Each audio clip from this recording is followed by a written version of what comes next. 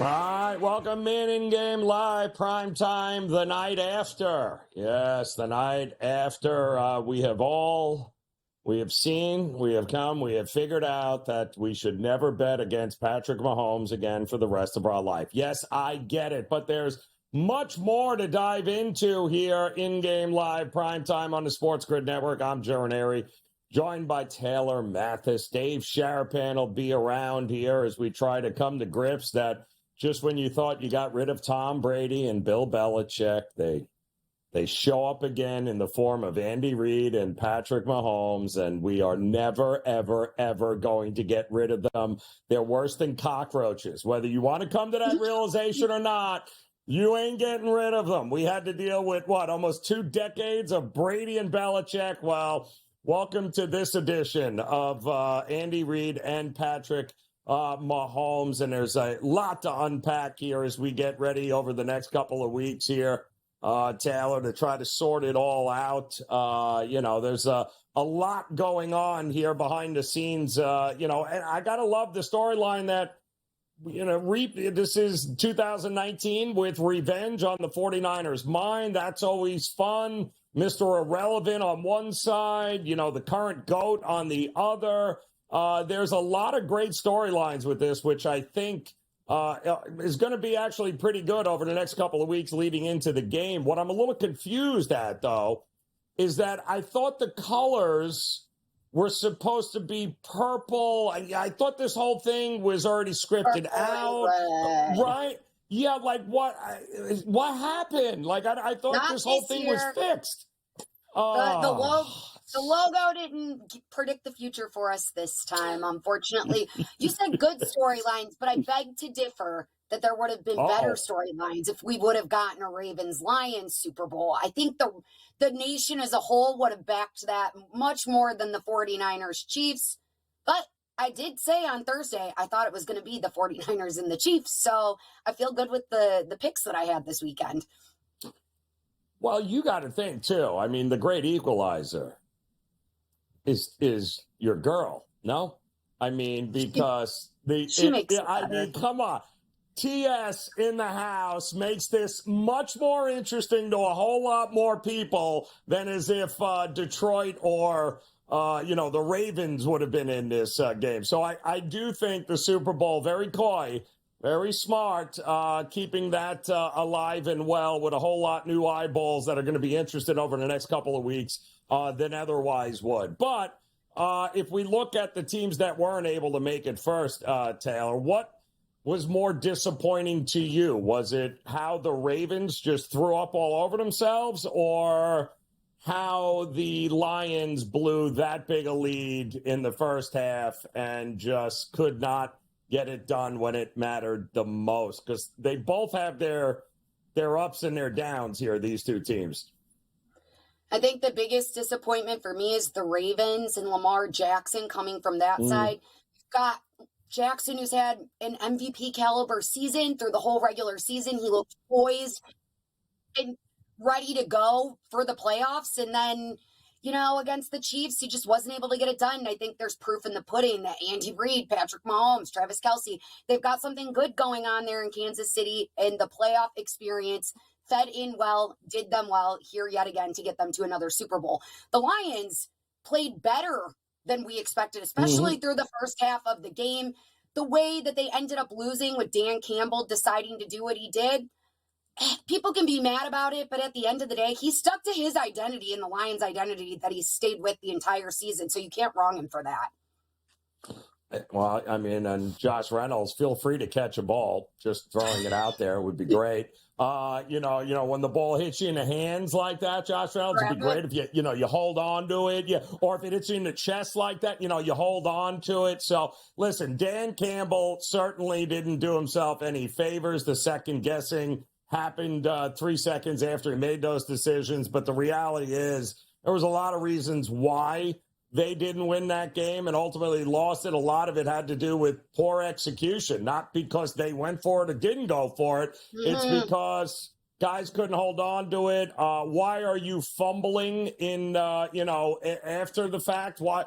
you can't have your first play after a momentum swings and you fumble and give it to him on the 20-yard line. I mean, people almost forgot that Gibbs fumbled the ball last night, and that was another part of it. But I think the 49ers, say what you want about Detroit, I think the 49ers got every break known to mankind in that second half, and they were allowed and given a chance to be able to come back and win that game. But how all of that, and they still couldn't cover the spread, Taylor, is beyond me. How they still somehow, even after an unbelievable second half of everything going your way, they still couldn't cover the 7 there, leaving everybody out to dry. What, the 10-point lead with, a minute and a half to go, and somehow the prevent defense gets involved? Points. Yeah, well, lots of points like me. I had a feeling that the Yep. Lions would keep it closer than a touchdown. I didn't think they'd win outright, but I did think they would keep it closer than a touchdown. It wasn't wild for me at the very end there to see, almost in a weird way. Obviously, Dan Campbell's going to go for the touchdown. They were going to have to do the onside kick, have to regain possession of the ball, which there was a slim chance that was going to happen. But he was still going to go do it, and the Lions, still cover at the end of the day for us Lions bettors. No, listen, it was they got it done there. I mean, 280 yards in the first half for Detroit. It was just unbelievable. 167 in the second half, but a majority of that came on that last possession where it was prevent defense by the Niners. And I'm still trying to figure out why you ran the ball and had to use a timeout. There's so many questions with all of that, but the reality is the 49ers were able to walk through the door that Detroit left open, and now they got a shot. They got another chance at Kansas City now to avenge that loss and meltdown, by the way, from 2019 when Mahomes and Andy Reid were able to get it done and come from behind. But we got a lot to look into when it comes to this week. Obviously, the bulk of the prop bets will certainly be rolling out here over the next couple of days here. I mean, so much to dissect with what you can and can't bet here. It's going to be, I mean, the game line itself is pick up. I don't know that it's going to be anything more than maybe a point and a half. Sharapan will show up here, and we'll see what the latest is from the books in Vegas. I've asked 3 different guys their opinions on what they're expecting. I got 3 different answers. So the reality is time will only tell what we're going to get. I know this for a fact. The public will not be betting the 49ers. I can assure you that the public will be betting Taylor Swift. Did I say that? Yes, Taylor Swift. That is what the public will be betting because that's all they're going to see for the next 2 weeks. In $331 million this year to the NFL. So far. That's not even counting the Super Bowl yet. She's good for business, people. She's good for business. We're back in game live primetime next here on the Grid.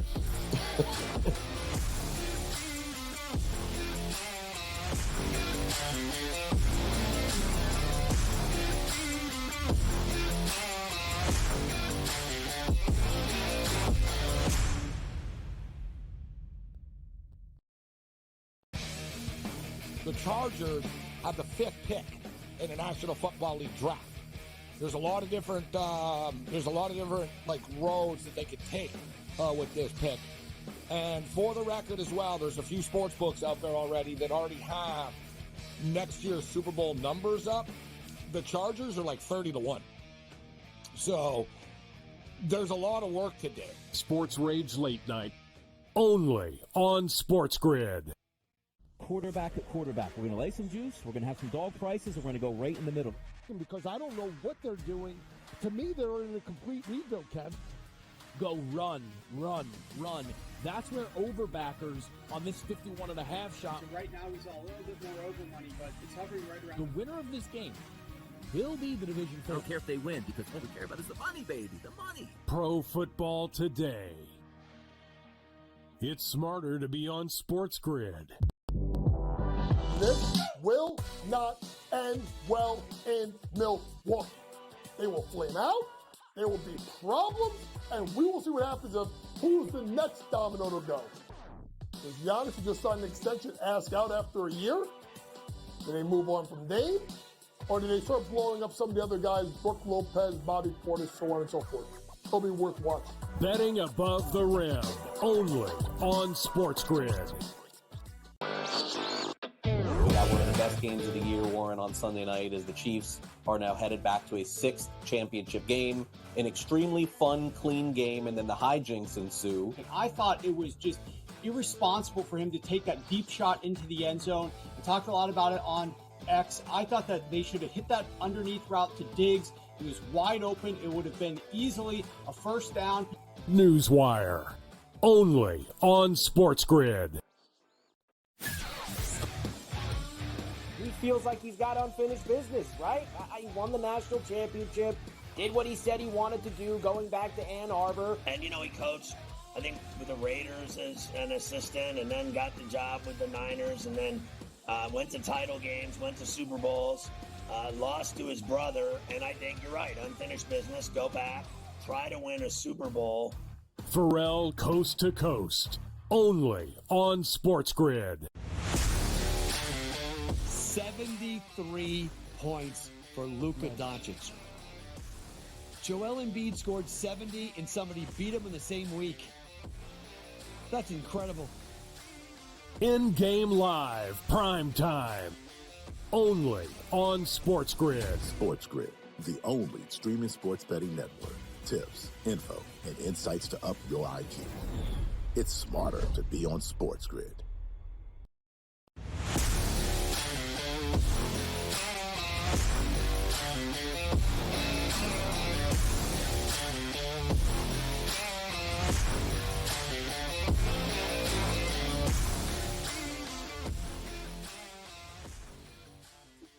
All right, welcome back in Game Live. We are PrimeTime here on the SportsGrid Network. Joe Raineri alongside Taylor Mathis, Dave Sharapan stepping in already, sporting the gear. What a shock there. We should have laid a few bucks there, Taylor, just to bet exactly which version of that Super Bowl hat he is wearing here. But I figured you're in the heart of it, Dave, so you would have access to the merch already up and down the strip. I am sure it's probably flooded in the streets of Vegas. The question that I have is that we've talked to a couple of different guys today. Everyone seems to have a different take on where this line may end up going.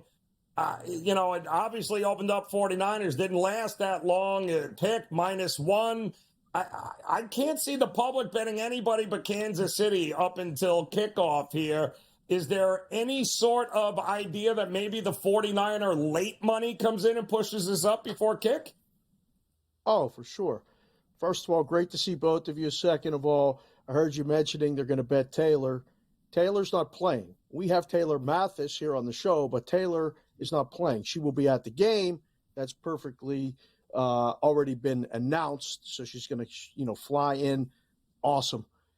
What happened with the Super Bowl? I was telling K-Dub this just a little while ago. One of the most fun things I ever did working in a book and as an odds maker was put the Super Bowl number up immediately after. A couple of years we put it up in the fourth quarter of the championship game while it was being already decided. So trying to get the first number up and try to get the first bets. Anyone that had it pre-done before the games had San Francisco -3. So you go off the look-ahead number. You either put that up or you put 2.5 up and you take the bets. And the first bets were on Kansas City because when you look at it objectively, Kansas City went on the road, beat Buffalo. Kansas City went on the road and beat Baltimore. Okay, San Francisco just got by Green Bay at home and had to come back from a 24-7 deficit against Detroit at home. And the perception, I think the San Francisco defense looked like it could be run against. So that may have taken the first bets, but it didn't happen. It didn't take long.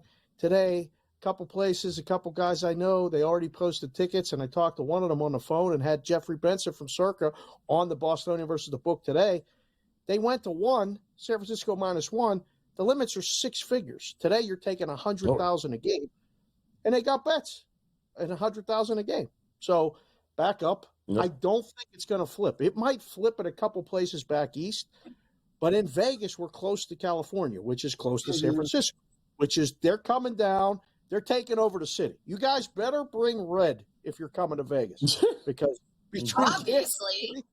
obviously, but like they're coming and they're coming in droves. People have been coming to Vegas for decades for the Super Bowl. Now they can walk across the street and go to the game. And they're bringing the money to bet it. Ooh, Taylor. Well, let me ask you this here. I'm going to guess it was a pretty profitable day for the books yesterday with because prior to kickoff, it was, I know I read on social media, they were begging for Kansas City money. Like, anybody want to bet Kansas City play? Because everybody was betting Baltimore in every way, shape, or form. Yeah, hello. We all did. But I'm guessing they made a few bucks yesterday. Yeah, it was a big day. And Taylor, you had Kansas City, did you not? I did. And I took the 7 points with the Lions too. So I did well yesterday. I took the Chiefs on the money line and the 7 points with the Lions. So I had a great day yesterday. I just had my dad start betting last week. And every day he's into it now, guys. He texts me every morning, what are the plays? Yep. And I'm like, all right, here's what we're doing today. He's hooked. He's hooked. And I gave him those two yesterday, and he's feeling good right now about going into the Super Bowl now. He just follows my plays blindly. That's fantastic. That's what you need. That's good. But when they go bad, you got to put him on silent mode because he's gonna text you. What are you doing? Why'd you pick this? This has been my life for 30 years. Inevitably my daughters aren't asking me for the plays; they're just asking me for the cash. My daughters they don't care what I like. They just give me the money. It doesn't matter. The books had a monster day yesterday. They had a monster day. Okay. There was a lot of favorite money line parlays. Baltimore to San Francisco, and Baltimore didn't get there. Kansas City winning outright, destroyed all the teasers too. The game went way under, like way under, so that helped. So side and total in the first game was good. Detroit getting in the back door late was another good result, okay, for Taylor, yes, but also for the books. So 34-31 final. The game flew over. So of the sides and totals, 3 outcomes good, very good, or excellent, and then the total going over in the late game. Nobody could stop that train. That was going over no matter what. Which loss is worse, you two? The Ravens losing or the Lions losing? Because both fan bases today are down in the dumps. It's not a good day when your team loses. But which one is worse? When you have the number 1 seed, the home game, and everything going for you, and lose by not scoring, or being up 24-7 at halftime and going to the Super Bowl for the first time ever? Taylor, which one is worse? For me, I think that the Ravens is worse because the Ravens were the team expected to make it there. Everybody had already signed, sealed, delivered that they were beating the Chiefs this week and that everything was done. You've got the MVP of the NFL playing for your team. He's going to make it to his first Super Bowl. Everybody's expecting that. I felt like that was just such a lackluster loss to lose that way by not scoring when you're known to have a quarterback that can scramble and create plays for you, and he wasn't able to do that. Way bigger loss to me. I think the Lions played up to their competition much better than most people expected. They have a really young roster. They're going to be fine. Granted, it's hard to get back to that spot again, but I think that the Lions have the capability to do it. Raineri, you're about the Lions. You just said you just said the Lions have never been to a Super Bowl. So what in the hell do they have to complete? What expectation did you have besides maybe finishing 500 this year? Any extra football that you got past the end of December was gold. I mean, that was just ride the wave, enjoy it. You were really never going to make it. You had your shot. You tried it. Great. We'll probably never talk about you winning anything again because ultimately the rest of that division, not my word, The damn coach said so last night in the post game. He told the guys we'll probably never get here again. And he's absolutely 100% correct. They won't. Why? Is what? Jordan Love's going somewhere? Somewhere anytime soon? I mean, Green Bay's on the up. Minnesota's going to be on the up. The rest of Chicago's got the first 27 draft picks this year. This whole division now, this was their best opportunity, and they didn't take advantage. But at the same time, how high were we setting the bar for a team that you were winning 3 games a couple of years ago? So I don't know that it's that disappointing for them. Baltimore had already bought hotel rooms for the family, plane tickets. Like, they were already in Vegas. Purple. All the gear is purple. Yeah, all the Super Bowl gear got purple with it. Look, everything's purple. You can't do nothing with this stuff other than give it away now. So there's no purple coming. I can't believe it. We gotta have a clip from early line on the next segment, but we'll see. I don't know. I mean, Campbell going for it. He went for it all year. It's just a tough loss. No, it ain't that. It ain't that. You can really have the argument that instead of kicking the field goal before the half, he should have went for it there. We'll have more on it in-game live when we return.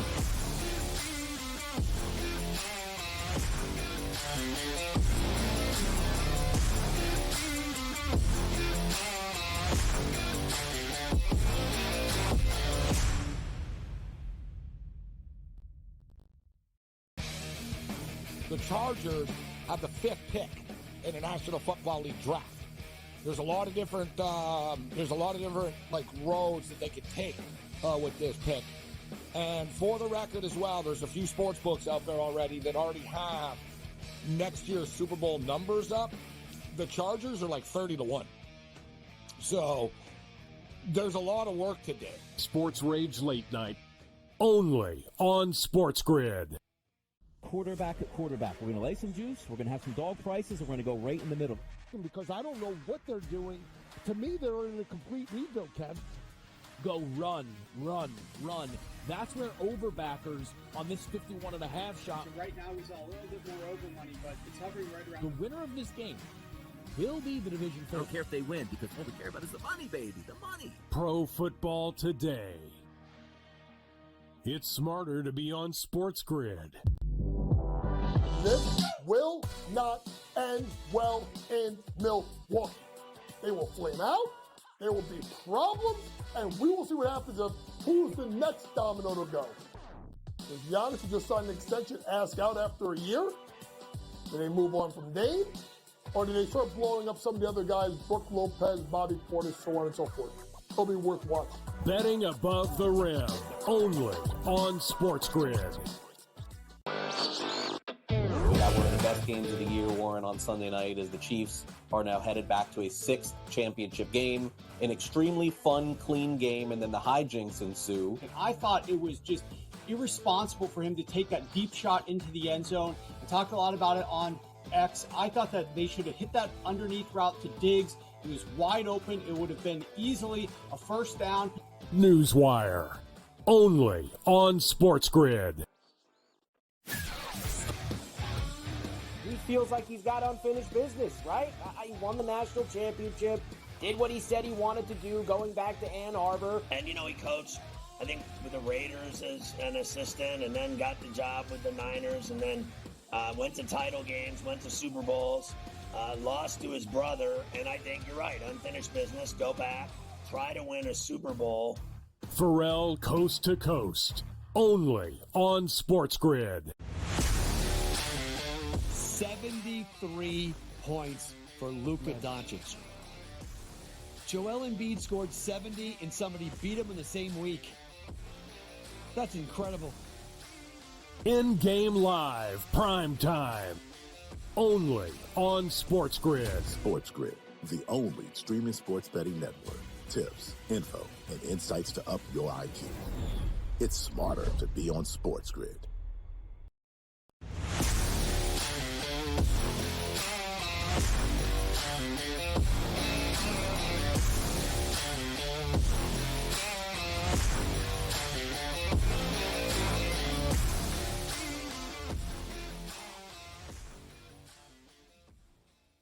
All right, welcome back in here, In-Game Live. We are PrimeTime here on the SportsGrid Network. We've got a bunch of NBA action going on right now. Celtics apparently have forgotten how to shoot at home. They're down 52-43 right now to New Orleans. Brooklyn and Ben Simmons. What? Yes, Ben Simmons is back on the court for the Brooklyn Nets, 64-47. Still 40 minutes to go. They're whooping up on the one and only Utah Jazz, who are just awful outside of the altitude there. We'll get to more of these NBA games and, of course, just two big college basketball games on the card. But we might as well get it out of the way because the finger pointing is alive and well. Certainly when it comes to the Ravens and Todd Monken, their new OC, who just a couple of weeks ago was the greatest hire in this decade by Baltimore, up until the point where they only ran the ball 3 times yesterday. And, of course, Dan Campbell getting nothing but heat here. And it just so happens earlier today on the early line, Phil Simms joined the crew. And wouldn't you know it, he had a little something to say about exactly what was going on with Dan Campbell. And did he or did he not blow it for Detroit? Here's what he had to say. Yeah, listen, and I don't believe this. You don't have to, make decisions and play a certain way because that's all you were during the year. Well, we go for it on 4th down 30-some% of the time, which when I hear those numbers, I go, that's amazing. But doesn't mean you have to do it in a championship game. The circumstances are different. And I'm not a second guesser. I really never second guess. I have an opinion before it happens, and then I go with it. Like yesterday, Kansas City, 4th and 1. They go that run play. We were blatantly, don't do it, kick the field goal. This game is rough and tough. You need the points. And I thought the 4th down decision, when it was 24-10, again, immediately I said, kick the field goal. It's 3 scores. There's a big difference between being down 2 scores and 3, just mentally. And to me, that was just a really bad decision. And I know it could have been caught, could have been a better throw, all that. But I'm going back to the decision that was made by Dan Campbell.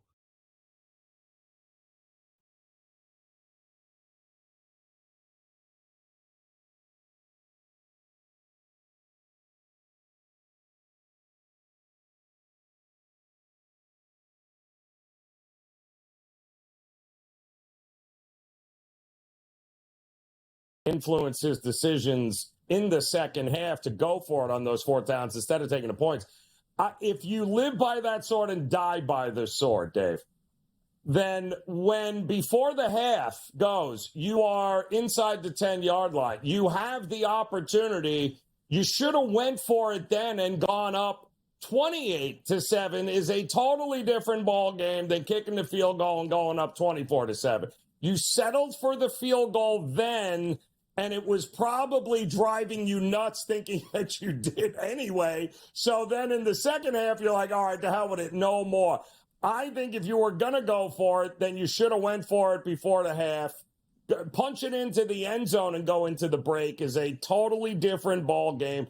4 touchdowns in the first half is a different animal than going up 24-7, 17 points, and then, of course, the wheels fell off in the second half. But I was more shocked that he kicked the field goal before the first half as opposed to anything he did in the second half. I wasn't, though, because San Francisco was getting the ball to start the second half. So you kick the field goal there, you're up 17. Right? Exactly. So, well, if you don't make it, you're only up 14, right? So that's fine. Yeah. But if you go for it and miss, you're only up 14, and now it's a score out of the locker room, and it's a 1-score game. So I don't mind it, but it's just it's different.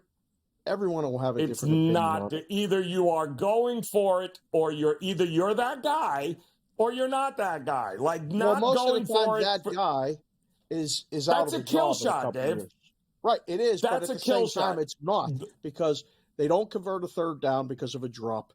Then after they punt it away, they fumble the ball, and they lost by 3. They had 24 points at halftime. All they needed was 14 points in the second half. They win that game. 24 in the first half, 14 in the second. That's 38. That's enough. That's all they needed. They couldn't get it done in the second half. So, or you go for the kill shot, you go up 21 points, and then the game is over. At that point, nothing else matters in the second half because even San Francisco's not coming back. What if you don't make it, Joe? You're no different. You're still up 14. It's no different than what you did it's no different. You would have played the second half the same way. 14 is not more than 17? I'm confused. Hold on. You're up 2 touchdowns. The whole idea that San Francisco couldn't come back from 3 scores is ridiculous. Right? There's a huge difference between 17 and 3 touchdowns. 2 touchdowns and a field goal is not insurmountable. If you're up 3 touchdowns going into the second half, the pressure is ridiculous on the 49ers, who couldn't move the ball to begin with. It's a different ball game. It's over as far as I'm concerned if they score that touchdown. But again, this goes back to the thing, Taylor. If you are that guy, why did you kick the field goal before the half? I mean, we're killing him for going for it in the second half. We should be killing him for kicking the field goal in the first half. You had the kill shot. Go kill him. Get it. That's who you are. But he didn't do it before the half, and ultimately he lost by 3, and he left 4 points, possibly 4 more points out there. At the end of the day, the way I see it is it coulda, shoulda, woulda, but the 49ers came away with the win in the end. The Lions didn't. I feel like Dan Campbell could have done things differently, but, too, he's not the one making the plays on the field. So I think it's a group effort in the way that they came away with that loss at the end. Yep. Is it fair to say Jared Goff should not be anybody pointing the finger at him, because it felt like there were going to be a lot of people ready to go and just throw Jared Goff under the bus, but Jared Goff had nothing for all the crap that this guy in 8 years, Dave, has gotten, and he has gotten a ton. All right, can't play outdoors. He's going to have flashbacks when he was with the Rams. That didn't look like a dude that the moment was too big to me, did it?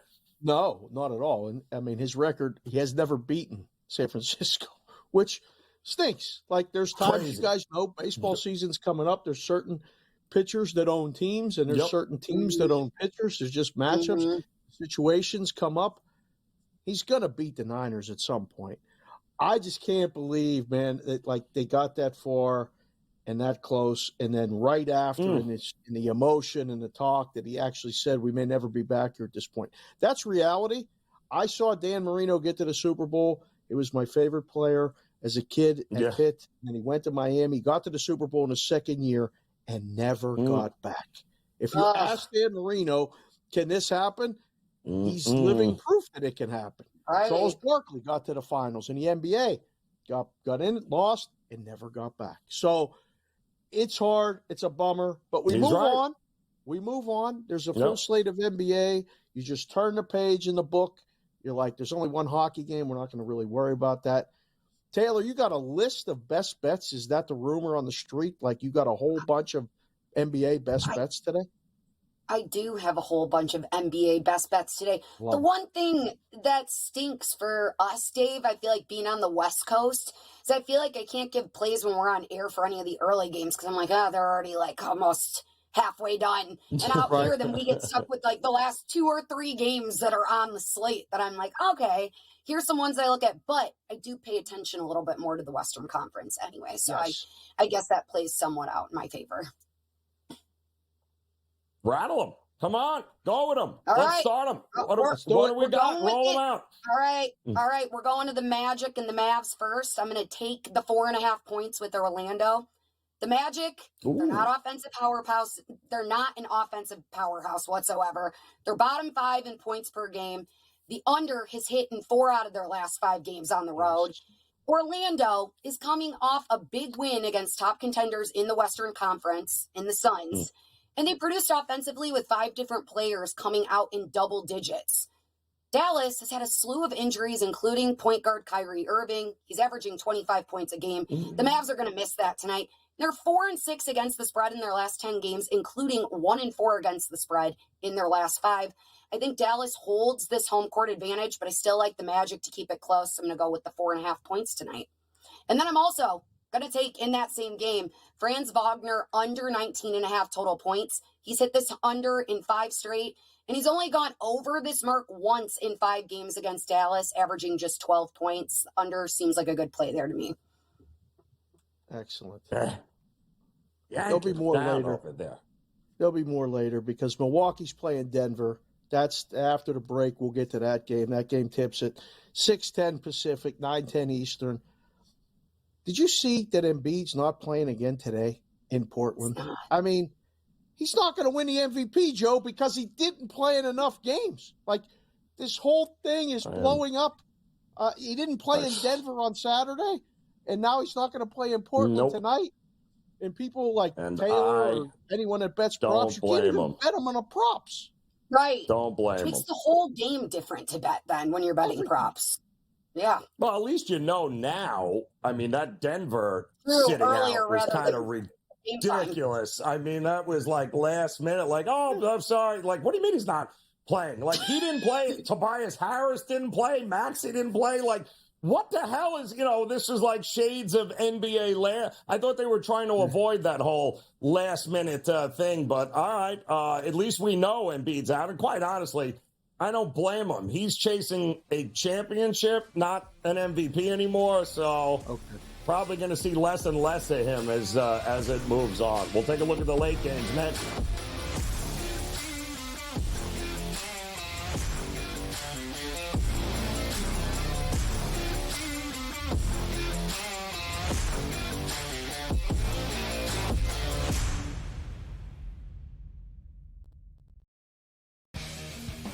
The Chargers have the 5th pick in the National Football League draft. There's a lot of different like roads that they could take with this pick. And for the record as well, there's a few sports books out there already that already have next year's Super Bowl numbers up. The Chargers are like 30-1. So there's a lot of work to do. Sports Rage Late Night, only on SportsGrid. Quarterback at quarterback. We're going to lay some juice. We're going to have some dog prices, and we're going to go right in the middle. Because I don't know what they're doing. To me, they're in a complete rebuild, Kev. Go run, run, run. That's where overbackers on this 51.5 shot. Right now, he's a little bit more over money, but it's hovering right around. The winner of this game will be the division I don't care if they win because all we care about is the money, baby, the money. Pro Football Today. It's smarter to be on SportsGrid. This will not end well in Milwaukee. They will flame out. There will be problems, and we will see what happens of who's the next domino to go. Does Giannis, who just signed an extension, ask out after a year? Do they move on from Dame? Or do they start blowing up some of the other guys, Brook Lopez, Bobby Portis, so on and so forth? It'll be worth watching. Betting above the rim, only on SportsGrid. We got one of the best games of the year, Warren, on Sunday night as the Chiefs are now headed back to a 6th championship game, an extremely fun, clean game, and then the hijinks ensue. And I thought it was just irresponsible for him to take that deep shot into the end zone. I talked a lot about it on X. I thought that they should have hit that underneath route to Diggs. He was wide open. It would have been easily a first down. Newswire, only on SportsGrid. He feels like he's got unfinished business, right? He won the national championship, did what he said he wanted to do going back to Ann Arbor. And, he coached, I think, with the Raiders as an assistant and then got the job with the Niners and then went to title games, went to Super Bowls, lost to his brother. And I think you're right, unfinished business, go back, try to win a Super Bowl. Pharrell Coast to Coast, only on SportsGrid. 73 points for Luka Doncic. Joel Embiid scored 70 and somebody beat him in the same week. That's incredible. InGame Live, PrimeTime, only on SportsGrid. SportsGrid, the only streaming sports betting network. Tips, info, and insights to up your IQ. It's smarter to be on SportsGrid.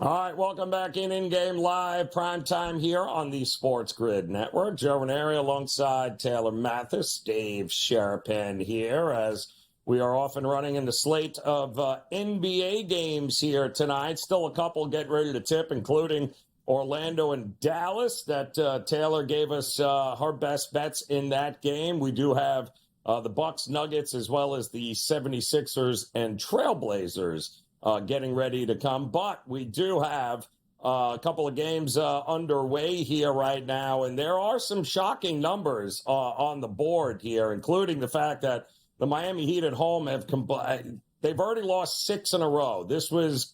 They were trying to break a 6-game losing streak. They dealt for Terry Rozier, and that was supposed to help them with the true point guard position. And instead, they can't score right now. 62-49 with about, it looks like, 62-49 at the break. They can't even score 50 points at home, which is terrible. And they were better rested here, Phoenix, having played last night, which I got to tell you, Tal, watching Phoenix play Orlando, there isn't a dude on Orlando starting 5 that's under 6'10".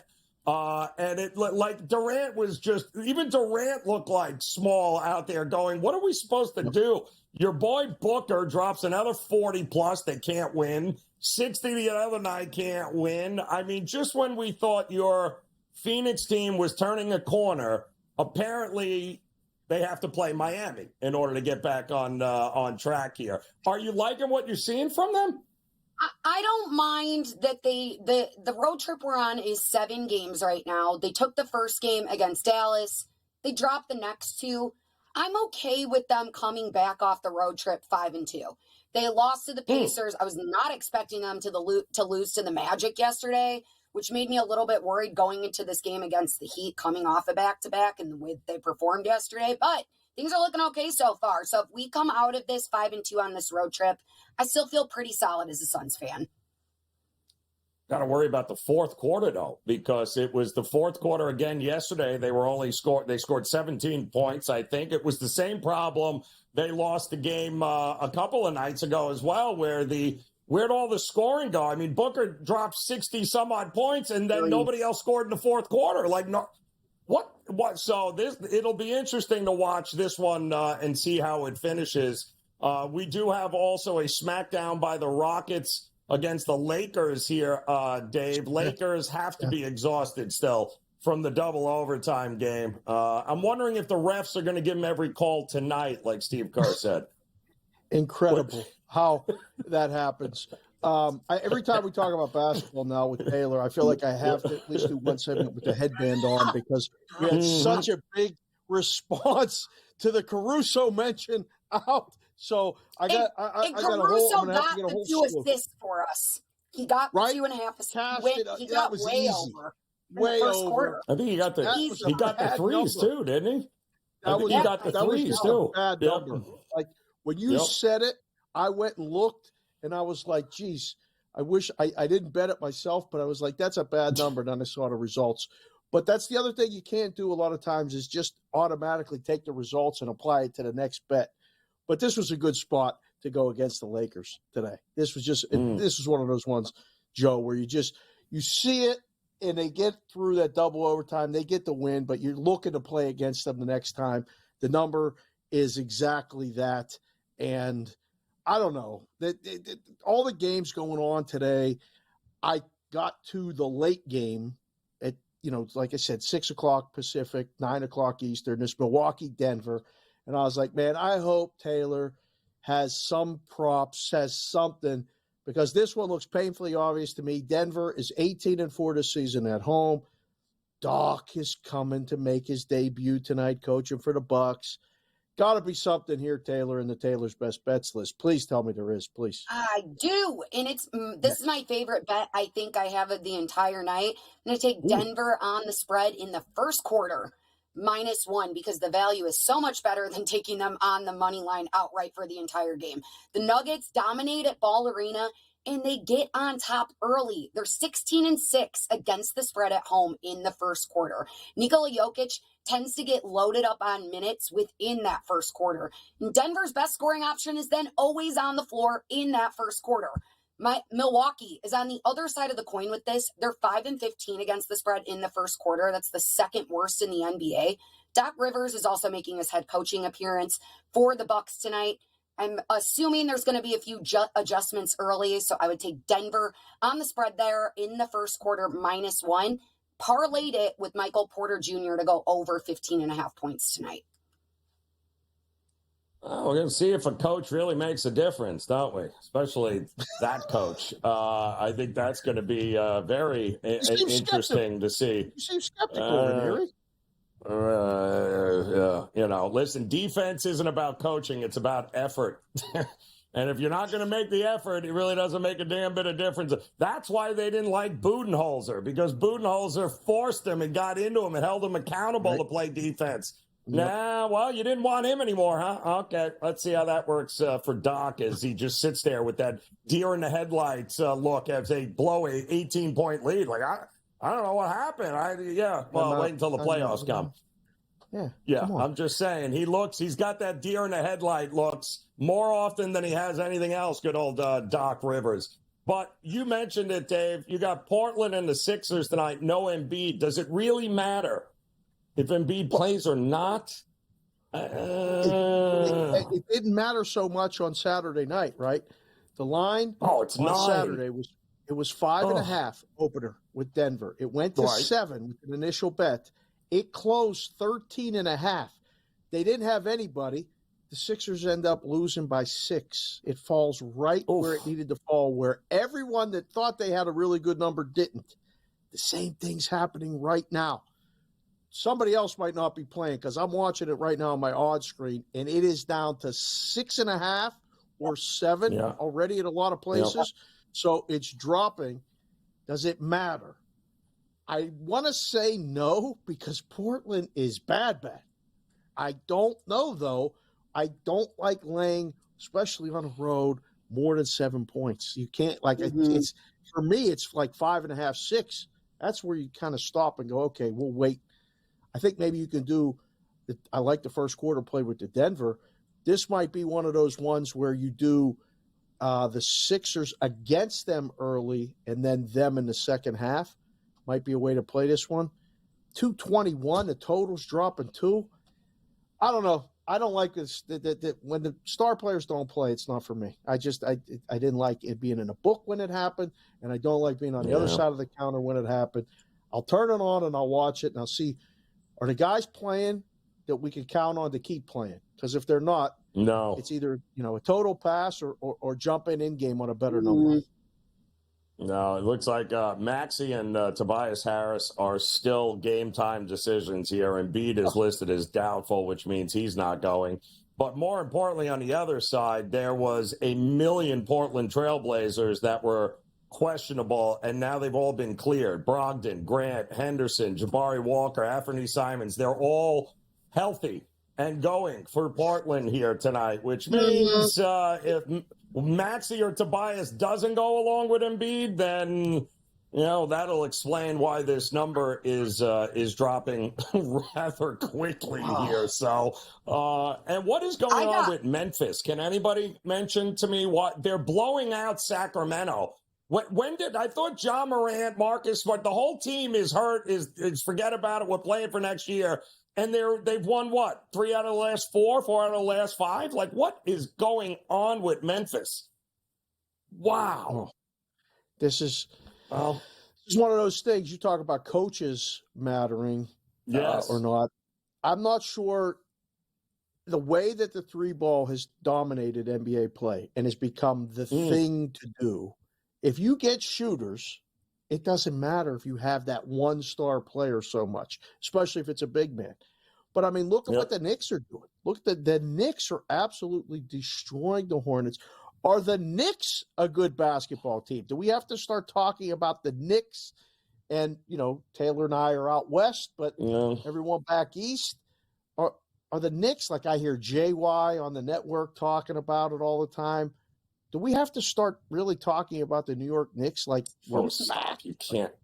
You can't listen to anybody from New York talk about the Knicks. Like, absolutely. Okay. You can't. I mean, Taylor, Fair stop. I like my right. You can't ask somebody from the tri-state area, what do you think of the Knicks? Are they for real? Well, that all depends on whether they won that last game or not when you ask them. So, no, the Knicks are purely, I'll believe it when I see it. The question I have is, should we all be betting Oklahoma State in the futures market there, Taylor? Is OKC the team that everybody – because there seems to be an awful lot of love happening for this team. And we said it last night. They lost last night to Detroit, but that's going to happen. You're not going to win every game.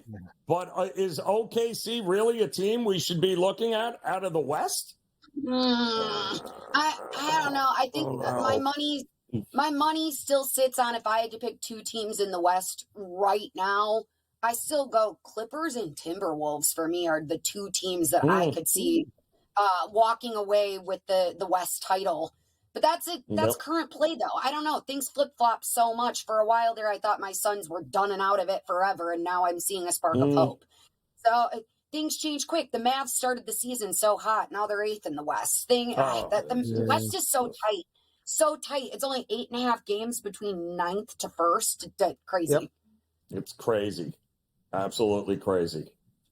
And the Celtics were getting boat raced, but now they figured it out, apparently, there against New Orleans.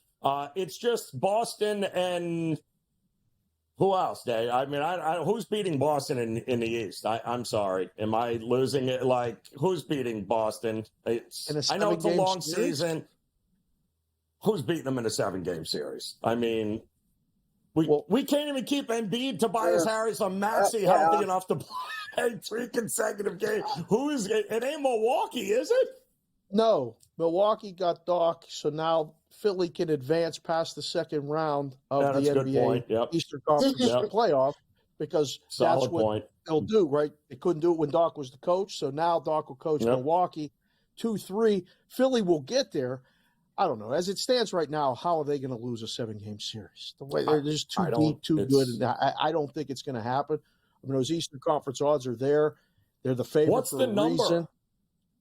Is it what? Even money? From the East. Oh, ridiculous! It's hard to bet. It's like that's not enough already.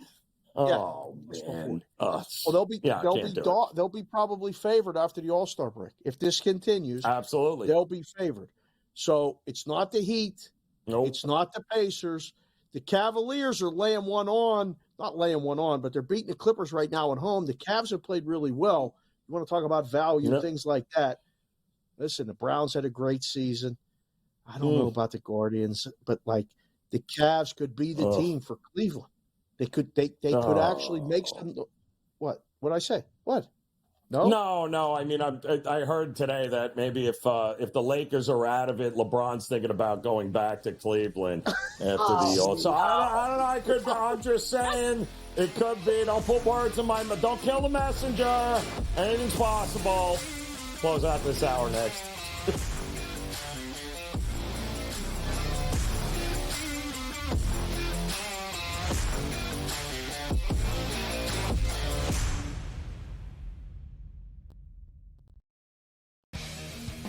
The Chargers have the 5th pick in the National Football League draft.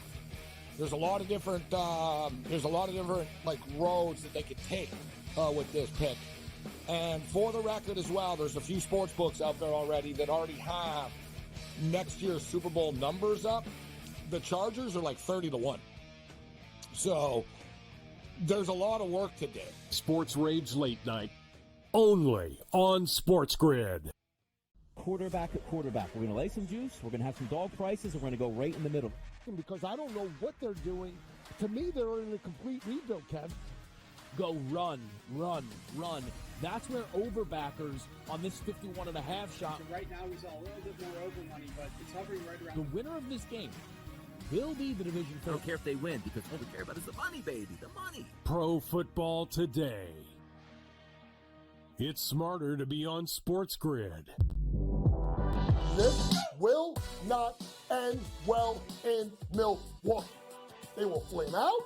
there will be problems, and we will see what happens of who's the next domino to go. Does Giannis, who just signed an extension, ask out after a year? Do they move on from Dame? Or do they start blowing up some of the other guys, Brook Lopez, Bobby Portis, so on and so forth? It'll be worth watching. Betting above the rim, only on SportsGrid. We got one of the best games of the year, Warren, on Sunday night as the Chiefs are now headed back to a 6th championship game. An extremely fun, clean game, and then the hijinks ensue. I thought it was just irresponsible for him to take that deep shot into the end zone. I talked a lot about it on X. I thought that they should have hit that underneath route to Diggs. He was wide open. It would have been easily a first down. Newswire, only on SportsGrid. He feels like he's got unfinished business, right? He won the national championship, did what he said he wanted to do going back to Ann Arbor. And, he coached, I think, with the Raiders as an assistant and then got the job with the Niners and then went to title games, went to Super Bowls, lost to his brother. And I think you're right, unfinished business, go back, try to win a Super Bowl. Pharrell Coast to Coast, only on SportsGrid. 73 points for Luka Doncic. Joel Embiid scored 70 and somebody beat him in the same week. That's incredible. InGame Live, PrimeTime, only on SportsGrid. SportsGrid, the only streaming sports betting network. Tips, info, and insights to up your IQ. It's smarter to be on SportsGrid.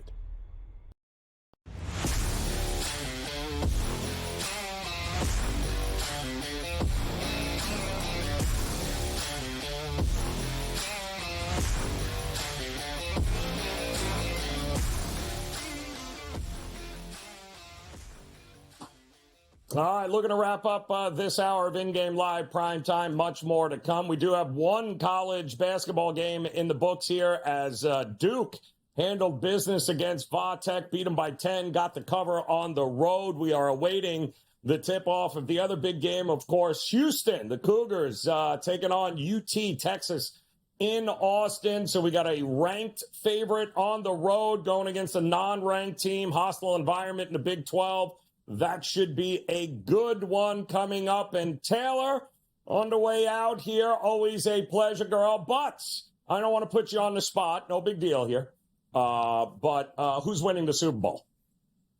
No big Chiefs. deal. Who is it? Chiefs. There it is. I can't bet against Patrick Mahomes and Andy Reid anymore. Their playoff proof is there.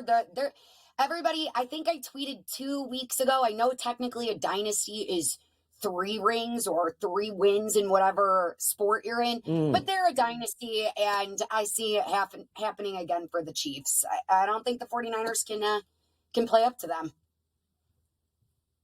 We'll get the what's the total, MVP market? What is the MVP then? If it's Chiefs, is it automatically Mahomes? It's got to be, right? Yes. Or absolutely. Or what? Or is it TS's boyfriend? I'm just saying.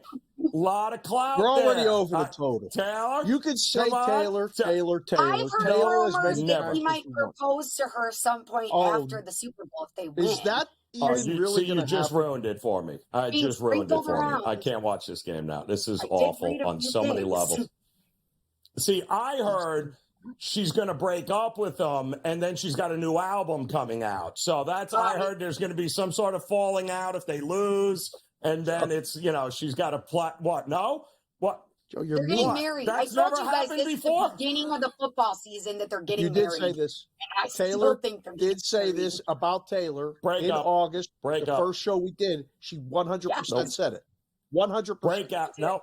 And I She's still got believe 2 it. new At the end of the albums. season. She can Still believe squeeze it. 2 albums out of a breakup with him. 2 she can get out of him. Taylor, good luck, girl. We'll talk to you again on Thursday. We'll be back another hour of In-Game Live.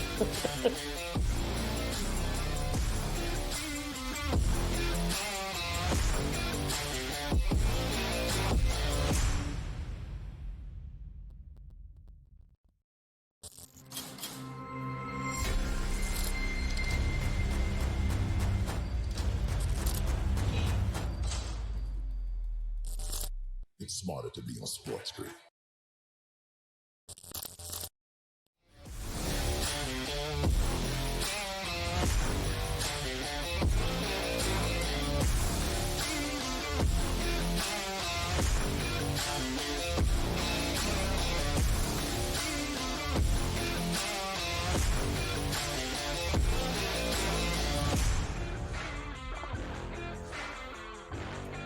All right, welcome back in-game live, prime time here, hour number 2, off and running. Joe Raineri alongside Dave Sharapan, as we've got plenty of NBA action here tonight. Almost everyone has a game here tonight, except for a couple of stragglers that played yesterday. But we do have some interesting games unfolding right now. And Dave, well, I mean, we'll just tell you the games that are pretty much over with here. The Knicks are just absolutely hammering Charlotte to nobody's shock there. LaMelo was a late scratch for Charlotte, and without him, they're not winning anything, quite honestly, there.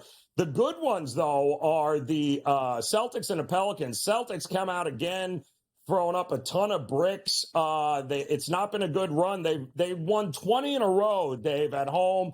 Then now they've lost the last couple. Denver ended up beating them. The Clippers just absolutely housed them. So they're in jeopardy of losing now 3 in a row after rattling 20. It's 73-68 there in the third, and the Heat are getting demolished. I don't know it's not even funny. They got 51 points. We're already a couple of minutes into the third. I thought Rozier was supposed to be this thing, like this catalyst for they're awful. But they were awful this time last year too, Dave, and they made it to the finals. That's what I was just going to say. So Spoelstra's still the coach, and he gets a pass all the time. And they don't even worry about the season. I swear, I feel like it's rinse and repeat every year. Before the All-Star break, there's Miami. And then after the All-Star break, there's the Miami Heat. And they're a totally different team.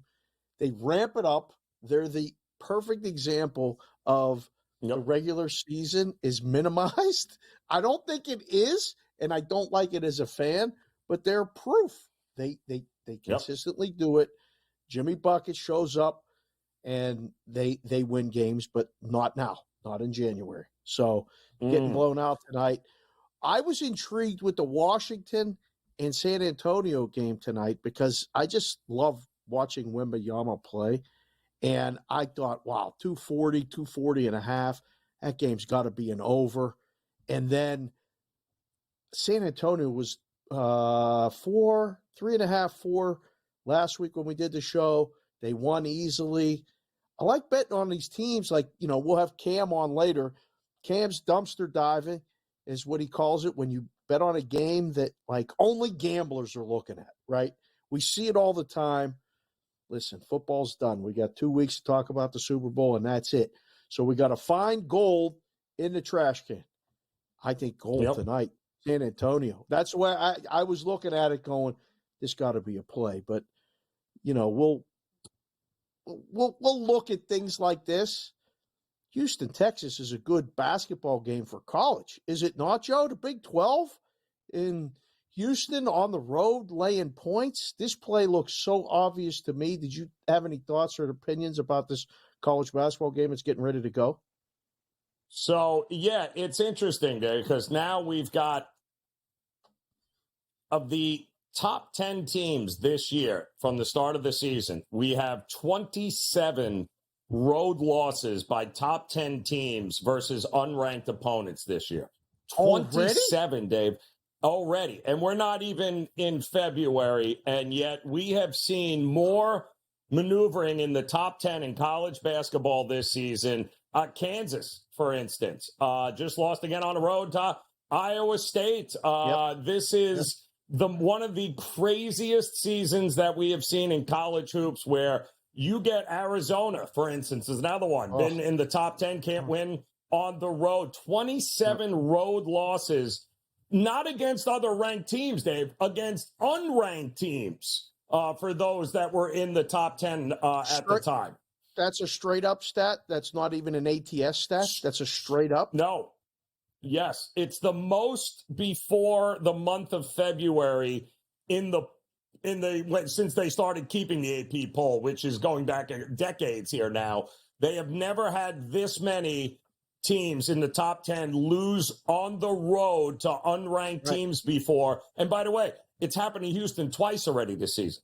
Twice. So here they are, number 4. Iowa State. That's right. They lost at Iowa State. I remember that. I forget who the second one was against. Yep. All right, so Longhorns money line tonight. That's it, right? Done. That's got to be the money's coming their way. I'm not buying it though. I'm not buying because those losses, don't forget, were early for you. They were about a month ago for Houston, who this is their first year in the Big 12. You know, don't forget, they came from the American Athletic. Yeah, you know, all of a sudden it took them a little while. They were a little shelled going to a Big 12 road atmosphere versus, going in the American Athletic is a totally different thing. So they haven't lost since. And I do think we're going to learn whether or not Houston's as good as we think they are this year. If they can beat Texas in Texas, then they're for real. I mean, there's no reason to doubt them. Texas is still can't. There's no continuity in Texas. They can't win a big game, David. They drive me absolutely nuts. Yeah. You see the total? It's down to 129.5. I just hit refresh. It was 130.5 there on the graphic. This is the way Houston plays, but it's harder to play that way on the road. Like, you can play that way at home and withstand those, I guess the runs are only 4 and 6 points instead of 8 or 10 points, with the total being 130.5. It's another under game, right? I mean, it's dog and under. This I don't want to say it's that easy. You're not buying it. You think Houston wins a game tonight? Well, the reason I'm not buying it is because, number one, the perimeter defenses of both these teams, you're not scoring in the paint against Houston, right? You're not going to be scoring in the paint, but you all will be able to hit some threes, and that's what Houston does pretty well. And if you got A. Smiths and company there, they start getting hot from the outside. If this becomes a perimeter game where both teams are like, the hell with it, we're not trying to get into the paint. Then guess what's going to happen? This team's going to go flying over. I don't think Texas is going to push the pace, so I don't know that the amount of possessions are going to lead to an under, I think. But to me, the great equalizer is the 3 ball, and don't be shocked. And we always say, Dave, if it ain't broke, don't fix it. Houston in the first half has been absolute ATM money this season, going back actually the last couple of seasons.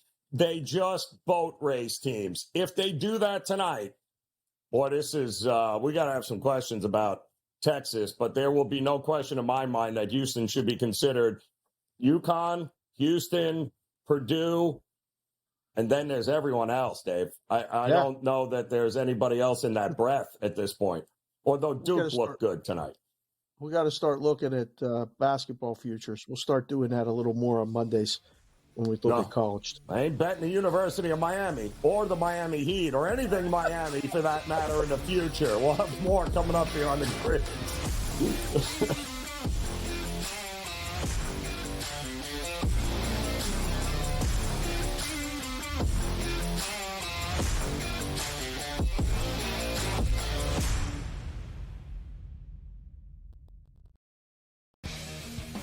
The Chargers have the 5th pick in the National Football League draft.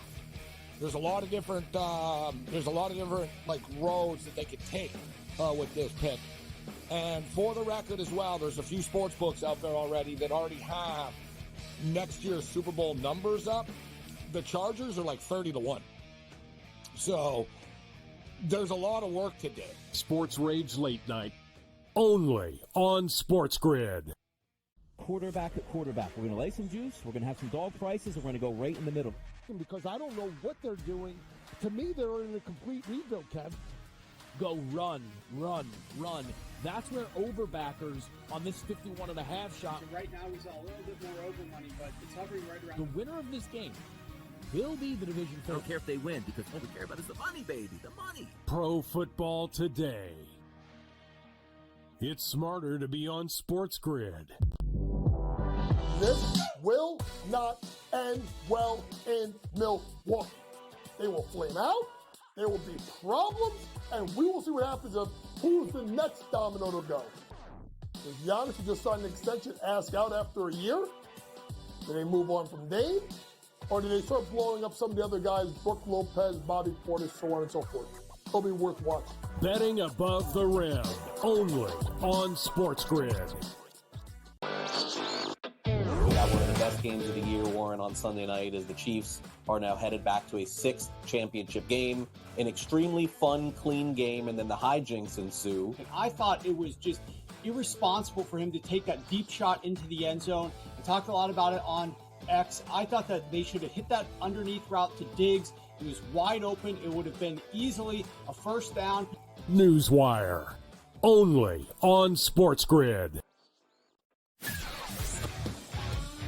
He feels like he's got unfinished business, right? He won the national championship, did what he said he wanted to do going back to Ann Arbor. And, he coached, I think, with the Raiders as an assistant and then got the job with the Niners and then went to title games, went to Super Bowls, lost to his brother. And I think you're right, unfinished business, go back, try to win a Super Bowl.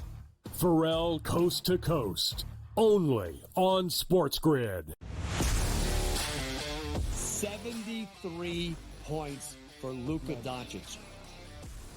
Joel Embiid scored 70 and somebody beat him in the same week. That's incredible. InGame Live, PrimeTime, only on SportsGrid. SportsGrid, the only streaming sports betting network. Tips, info, and insights to up your IQ. It's smarter to be on SportsGrid.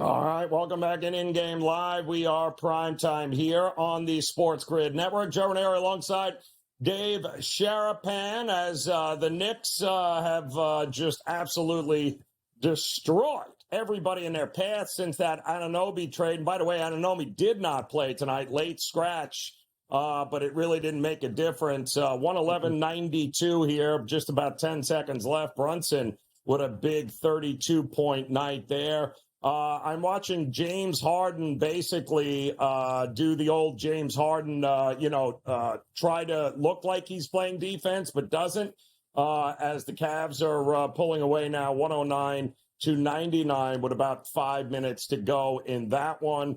And also, I think the Celtics and the New Orleans game, Dave, is going to come down. So it feels like it's going to be one of those final possession kind of games. And the Lakers have decided to play no defense tonight. They gave up 78 points in the first half to the Rockets. Let me repeat that. 78-60 at the half. So apparently defense optional in that one, Dave, is what it looks like. I don't even think it was an option, Joe. I think it was a no. I think you just bet the no. Listen, we're going to have all kind of Super Bowl props coming up where you just automatically just bet the no. There's no defense. It wasn't an option tonight in Houston. Zero. Wow. Yeah, I'm watching the Houston and Texas game. You're absolutely right. Texas has tried multiple possessions to go into the paint and get a basket. Hasn't worked. Nope. It's early, but it's what is it? Let me hit refresh here. 5-4. What's the number? 5-4. Right. 4 minutes into the game. The in-game number, I have to check it. Jack, if you can see it, I have it on lock. It's locked on my book here. So I would assume that's under pace already. So yes, we'll play the limbo game here, Joe, with this total. What did it close? 130 or 129.5? 129.5 at a couple places, and 125.5. 125.5. So it's trending to the under.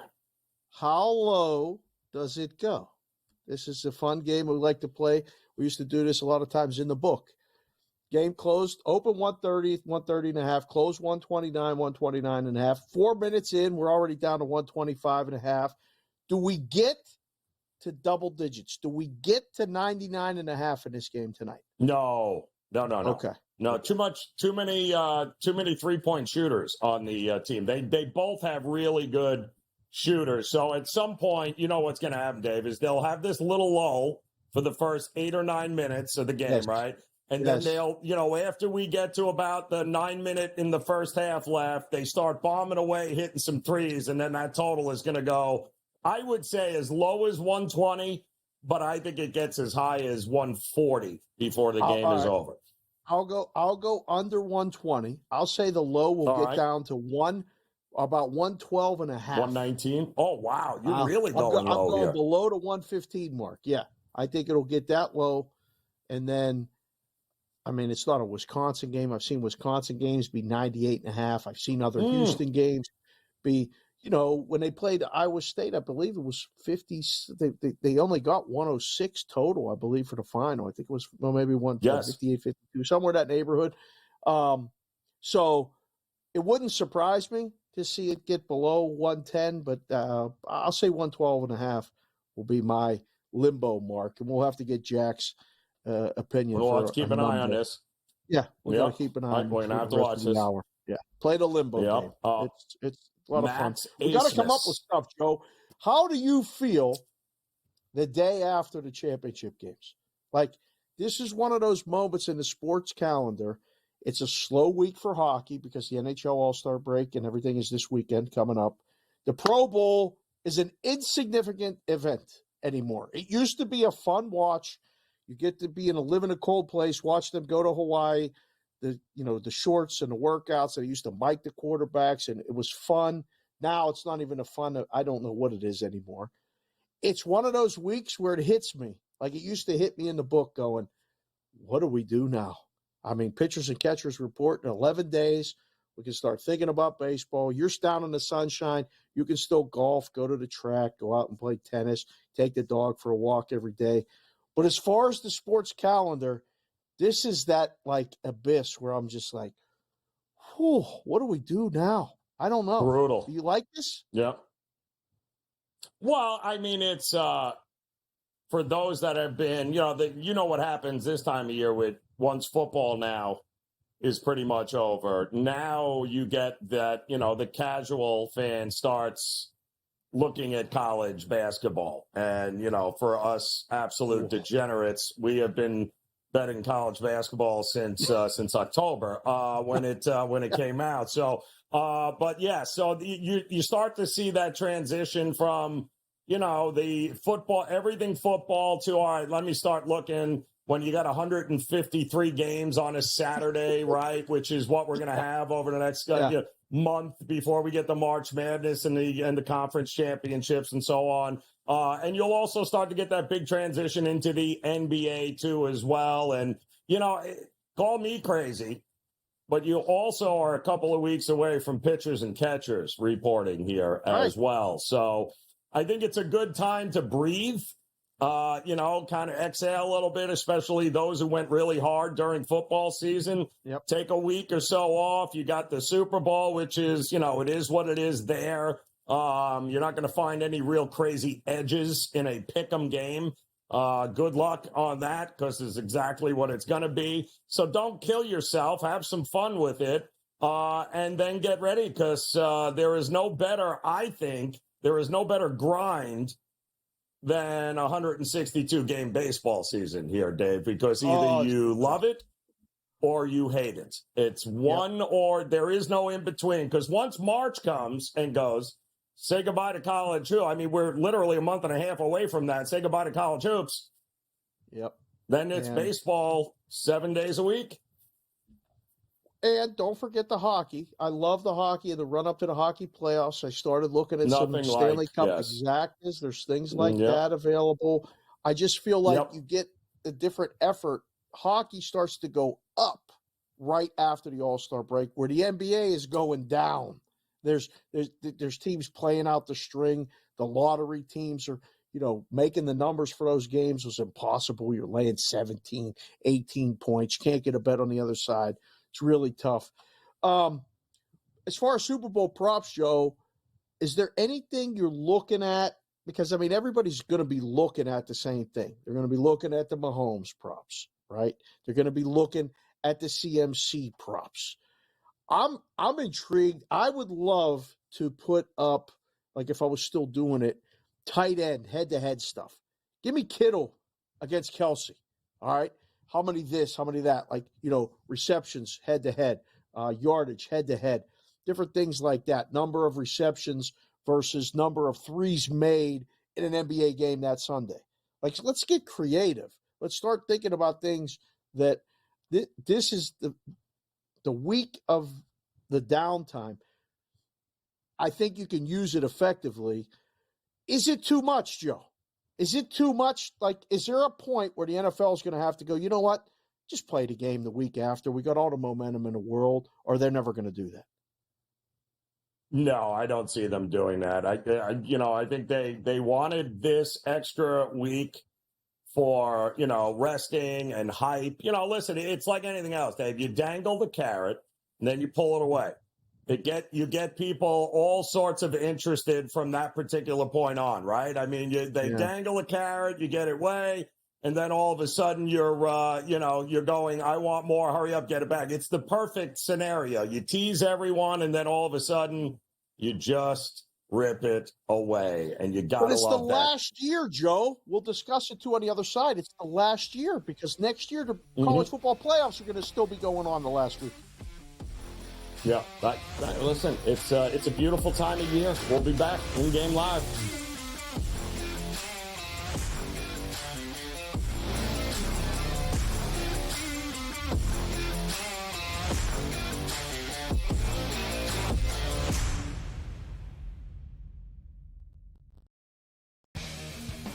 The Chargers have the 5th pick in the National Football League draft. There's a lot of different roads that they could take with this pick. And for the record as well, there's a few sports books out there already that already have next year's Super Bowl numbers up. The Chargers are like 30-1. So there's a lot of work to do. Sports Rage Late Night, only on SportsGrid. Quarterback at quarterback. We're going to lay some juice. We're going to have some dog prices. We're going to go right in the middle. Because I don't know what they're doing. To me, they're in a complete rebuild, Kev. Go run. That's where overbackers on this 51.5 shot. So right now he's a little bit more over money, but it's hovering right around. The winner of this game will be the division I don't care if they win because all we care about is the money, baby. The money. Pro Football Today. It's smarter to be on SportsGrid.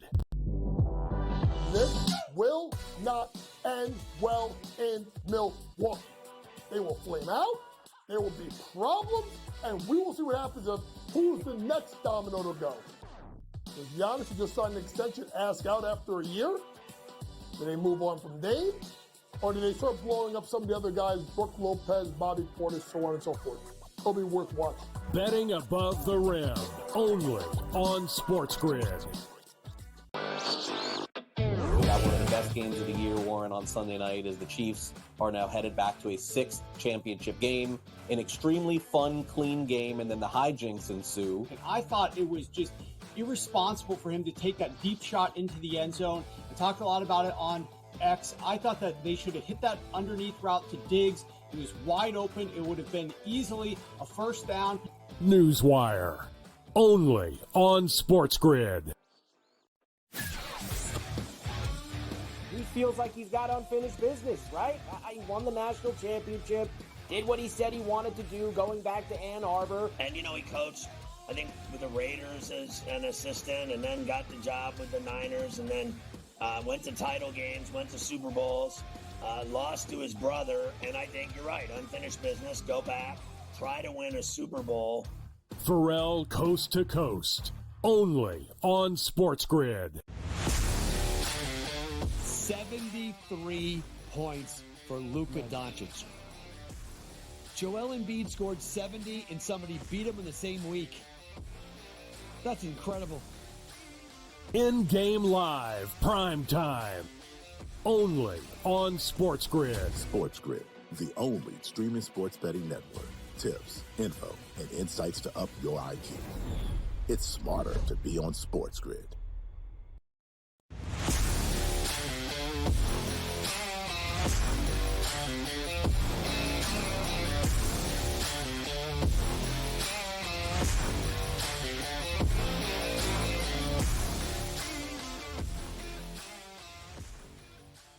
All right, welcome back in-game live. We are PrimeTime here on the SportsGrid Network. Joe Raineri alongside Dave Sharapan as we get ready for, well, the big talk about the Super Bowl here. Props will be unleashed here in just a couple of days here. We'll have plenty of time to start narrowing it down and building our prop schedule. So we're not betting so many props, Dave, where we're actually betting against ourselves, where we think the game is going to go one way, and yet we bet so many damn props, we're actually betting against the way we thought the game was going to go to begin with. Yeah. So it can get out of hand. I personally am looking for a whole lot of and I'm sure you're in these as well. Some of the big money Super Bowl boxes are always fun this time of year, where you can be the best handicapper in the world. You get yourself in one of those boxes, and you'd rather be lucky than good, Dave, on any day of the week. Once those start to play out, but I like it. I like how many times will Taylor Swift be shown on TV? Some of the great ones, we're usually such degenerates that we're betting on whether or not the next commercial will be a car dealer.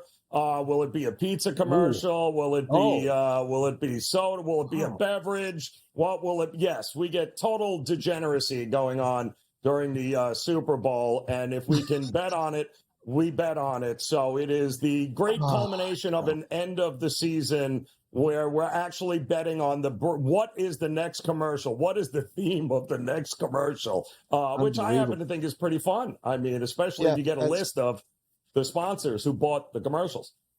That's actually, really good idea. I remember being a kid. And waiting for like the Bud Bowl commercials. And the Budweiser commercials. They were the best. And then the Budweiser Lizards were great. And there were so many different things. We've lost a little bit of that. Speaking of prop bets, creativity, is that what you were getting at? We've lost a little creativity. Well, it's just different now. Everything's different. I don't want to sound like the old man yelling at the cloud, but but be honest. Even the guys behind the scenes here, even our guys back in home base, I can't the day after tell you 2 Super Bowl commercials that I see. At the moment, they're great. But if you ask me, hey, what was the best Super Bowl commercial 24 hours later, I couldn't tell you. And yet they paid $20 million for that 60 seconds. I moved to Las Vegas in 2003. I started working the book in 2004. Mm-hmm. That was the last time I saw a commercial because we were working. And then like now it's a lot of in-game stuff. Like, you're using it to take an opportunity to bet. The breaks are longer. You can get different numbers. I mean, when I was running the in-game stuff for the book, we took thousands and thousands of dollars in bets. I was in a room with a bunch of guys eating pizza and hot dogs and nachos because they did all their work pregame. And I remember the first time I did it, I'm like, can you guys, I know you're enjoying the game. Can all of you stop talking? Because I have these guys betting 5 dimes a pop. I'm like, I'm trying to concentrate and move the numbers. There's so many different bets, and there's so many different things. My buddy Darren Ravel posted this on his Twitter. FanDuel bettors in Canada only can bet on whether Travis Kelce will propose to Taylor Swift on the field after the game. Now, the limits are low, but that prop bet is available. Now, I got to ask you, because you've been to Vegas, you've been in places that have books. You got a book now down there in Florida. You could probably do this at the counter. What's the most that you've ever bet? Not dollar amount. Like how many tickets when you've gone to the window would you crank out in bets of prop bets? What's the number? I'm going to guess you probably were more of a quick hit and run. Like you didn't come up and give me like 28 tickets, did you? Like you'd be about a 12. Right? Like 12 bets and then go? No. It would the most amount of bets at walking up to the counter, I think is always March Madness. I think that's where we try to get, because we try to get the tournament futures in. We're going up like like I was betting the the late daily double at Aqueduct, where I'd just be like, all right, I'd have the paper in my hand with the number 2 pens. I'll be like, all right, I'll tell you what, give me the 4, 5, 7, 9 on top of the 3. Yes, that would that be guy? at March Man, because I don't want to have to go back up. So like if I'm gonna do this, I'm doing it once and I'm getting it all done. It's not that far, Joe. Like you don't have to come up and get them all. Right. But the problem is, if I don't bet it when I'm sober and when I'm thinking about it, if I hesitate, I might come back with 1,400 more bets by the time I come back that I wasn't originally thinking of. So I figure if I get them all out of the way, bet them, and I'm done. That's it. I don't have to worry about it because now I want to stay as far away from the counter as humanly possible. But there are those guys, Dave, and you know that. There's the guys that'll go up every 4 minutes. They'll just keep rolling up there. Horse guys are the worst. I've done it both ways, behind the counter. My first time going to the Super Bowl as a customer was when the Steelers lost the AFC Championship to the Chargers, 1994. Yes. Stan Humphries led the San Diego Chargers to victory in Pittsburgh. We had all of the arrangements made. All of my buddies canceled except me and Moses the barber. And we went out, and I anger bet the Niners every prop I could find. I walked up to the book at Bally's, and a guy behind the counter had a heater still burning. It was late Saturday night. You could smoke everywhere. And I went, I got to make some prop bets. And he wasn't excited to take my bets. He had worked 2 weeks nonstop. It was late Saturday night. I cranked out 28 prop bets at $25 a piece. And I didn't have a game number. I didn't have nothing. I was that guy. I was flipping the sheets. Oh, give me this one. Oh, give me this one. He might have smoked a pack of cigarettes the whole time. He kept lighting up cigarettes to try to get me away from the window. I was like, man, this guy keeps smoking. Like he's taking bets smoking. This is crazy. Vegas is crazy. I was I was only 23, but I was like, what is happening right now? But on the other side of the counter, my all-time record when I was writing tickets, Joe, somebody bet 67.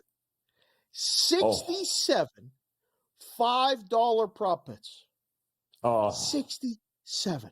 He was at the counter for like 2 hours. It took forever. All right. And I said, sir, that's $335. 67 times 5 is $335. And it felt like I went on my break after that. I almost quit. I almost quit on the spot. I said, buddy, halfway through, I'm like, are you almost done? He's like, no, I'm gonna bet them all. So he bet them all. Like, don't do that. If you come to Vegas, like, be organized if you're gonna do it. Exactly. Or come here, drive around, get all the apps, and do it on your phone. That's the best way to do it now. But people come, they get crazy, or they do what you do. They get a little bit. Yeah, no, and I want nothing to do with the counter at that point. What I'd much rather do is pay somebody to go up to the counter and make those bets here and get a, one of the guys made a little down on his line. Hey, guy, listen, come over here. Here's 100, bet whatever you want, but I'm also going to need you to bet this. So go over and wait on that line and let me know when you've got it done over there. I am all for spreading the wealth. I'm all about contributing to somebody's degeneracy. I'm just saying, much better that way. Please. And you can always tell that guy, he's pacing in the back. He's usually got the racing form in his hand, yelling at the screen. Be like, listen, guy, here's what I need you to do. You need to go up to the counter, and I need you to bet a little something in it, bet whatever you want there, and we are good to go. By the way, your total with Houston, Texas, down to 120. And I believe Houston... 7.5 now. They're up 18-12 with 7.5 to go in the first half. The Celtics are now taking the lead. They were down by as many as 12 here just a minute ago. 101-98 now. 4 minutes to go in that one as well, which is Will they cover 8? They're going to have to go on a run here. They're going to have to go on a run here, big time. The scoring is just stopped from New Orleans. They have not been able to score here in a little while. Also not able to score. The Miami Heat have it's now 100-82. So not good there at all. I think the Cavs won by 10 over the Clippers. We told you the Knicks handled business. The Thunder and the Minnesota Timberwolves knotted up here, 63-62 there. They still got about 4 minutes to go. The Grizz and the Kings, also a 1-point game there in the third. So we got the Spurs up 5 over the Wizards. And how about it? Dallas getting crushed by the Magic here, 67-54. And, Nuggets Bucks. It's a 1-point game, 26-25 at the end of one there. We'll take a look at all those in-game numbers when we come back and see if we can't find a couple of edges. Plus, we still got Blazers, 76ers coming up. We got a lot going on here tonight, including Cam Stewart. We got Cam Stewart, who is in a dumpster as we speak. So we'll see what he found when InGame Live Primetime continues.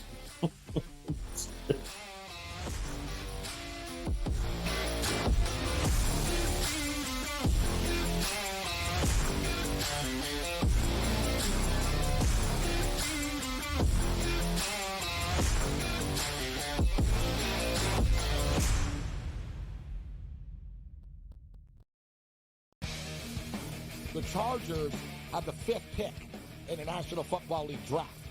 There's a lot of different roads that they could take with this pick. And for the record as well, there's a few sports books out there already that already have next year's Super Bowl numbers up. The Chargers are like 30-1. So there's a lot of work to do. Sports Rage Late Night, only on SportsGrid. Quarterback at quarterback. We're going to lay some juice. We're going to have some dog prices, and we're going to go right in the middle. Because I don't know what they're doing. To me, they're in a complete rebuild, Kev. Go run, run, run. That's where overbackers on this 51.5 shot. So right now, we saw a little bit more over money, but it's hovering right around. The winner of this game will be the division I don't care if they win, because all we care about is the money, baby, the money. Pro Football Today. It's smarter to be on SportsGrid. This will not end well in Milwaukee.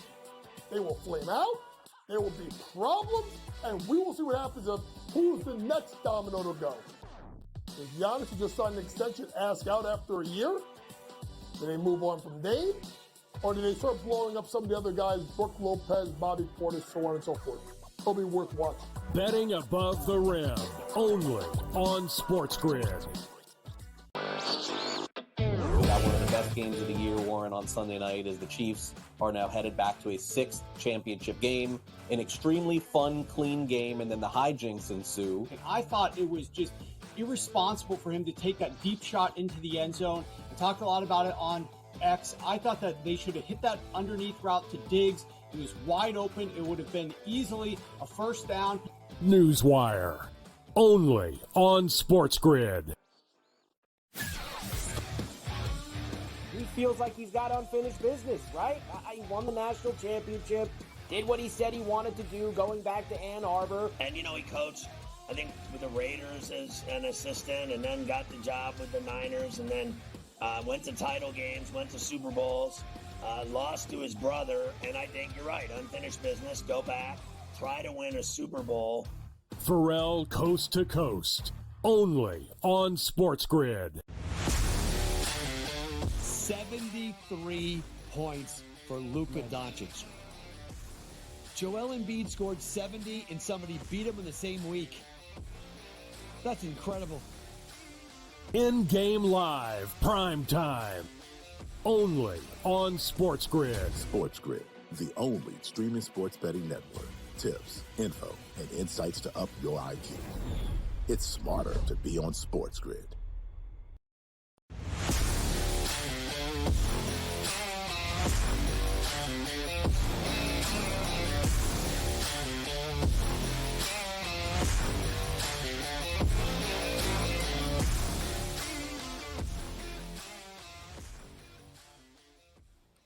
All right, welcome back in-game live. We are prime time here on the Sports Grid Network. 22-14, it looks like here. Total up to 127.5 now in-game with number 4 Houston taking on Texas there. A little college basketball, number 4 Houston. Opening it up here a little bit. 10.5 is that number now as we welcome in the one and only Cam Stewart taking over at the top of the hour with Gabe Morency. And Cam, we'll start looking back before we look forward here. We were just talking off air. I mean, Baltimore screwed everybody at a whole lot of different levels. But what is your take on Dan Campbell and company? I think he's an easy target. I think if Josh Reynolds catches the ball, if Gibbs doesn't fumble the damn ball, I think we have a different outcome, but it's easy to blame Dan Campbell, but he is what he is, and they wouldn't be in that game if it wasn't for Dan Campbell and rolling the dice. I didn't have a problem with it. Did you? You know what, Joe, and we usually agree like 90% on stuff, but I'm going to put the blame on a lot of people, and I will blame Dan Campbell, because when you have a chance to go up 3 scores in a game on the road and you don't, like I did a live stream during that game, and I told these guys I'm working with, they're like, I go, this guy's not going to take the field goal. They go, what? I go, trust me. I know Dan Campbell. Like, he's not going to do this, and they don't get it. I understand. The players need to execute. But when you go up 17 points at 2 touchdowns, 2-point conversions, and you're still down 1, and then he had an opportunity to do it again, Joe. That's the thing. Like, I love Dan Campbell for all he does, and I think he is a great motivator of men. But sometimes, and this is the old school guy in me, you look at the situation and you go, we could go up 17 again on San Francisco. Brock Purdy was playing like junk in that game. Sure, if they get it, they get it. I actually don't like his decision at the end of the game. You right there on 4th down, you take the damn field goal and you kick the onside kick and you still have a chance. They miss. The game is over because San Francisco was up 10. So here's my thing about Campbell, okay? He is not coach of the year. He's a very, very aggressive guy. And I'll tell you one thing, Joe and Dave, if I see this guy at the blackjack table when I'm down, he's the type of guy to be splitting 20s, and I don't want to be anywhere near that guy. We talked about this before, but you know what? Detroit played a great game. They made some mistakes. Hey, what kind of a game does a ball bounce off a guy's helmet into a guy's hands? A lot of things worked against Detroit. It was players' fault. But guys, come on, man. 3 possessions in a game. It wasn't Jared Goff's fault. No, I'll say people that. blaming Goff? Like, are you kidding me? No. See, he is not the problem. He is not the problem. He is definitely not the problem. Jared Goff is the opposite of the problem. I blame everybody else but Jared Goff. We know what Jared Goff is. He's a pretty good quarterback. He's not great. He was on the road in San Francisco, and he did good. He played well. These guys dropped balls. They screwed up. That's the thing.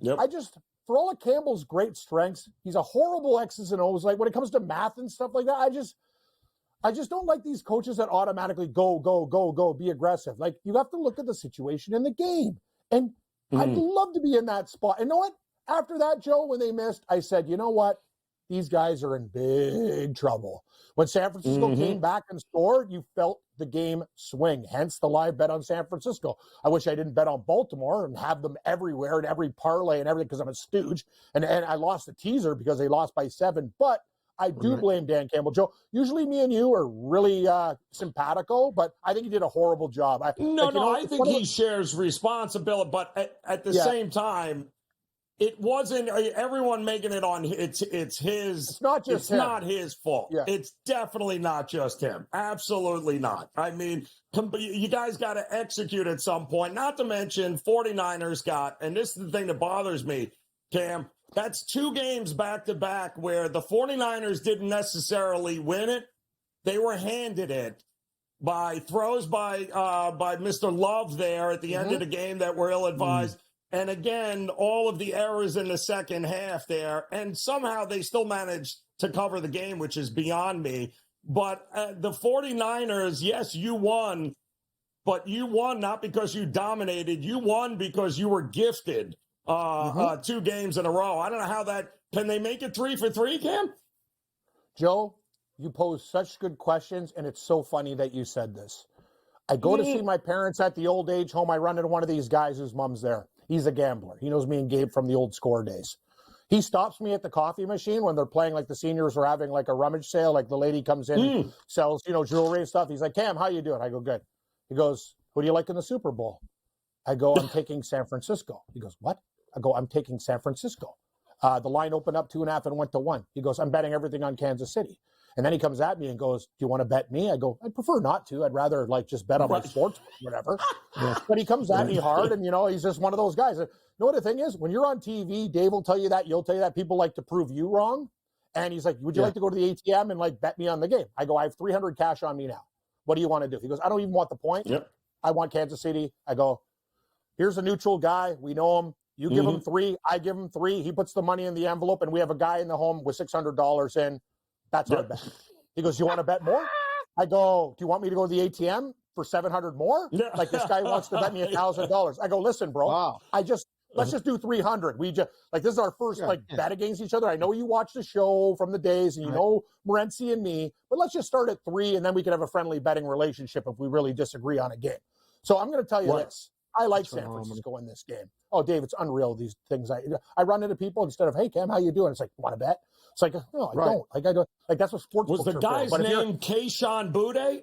No? Okay. Now, go ahead. All right. Are you an LSU receiver and do you want to? It's like, what are you doing, Tim? It's unbelievable, Dave.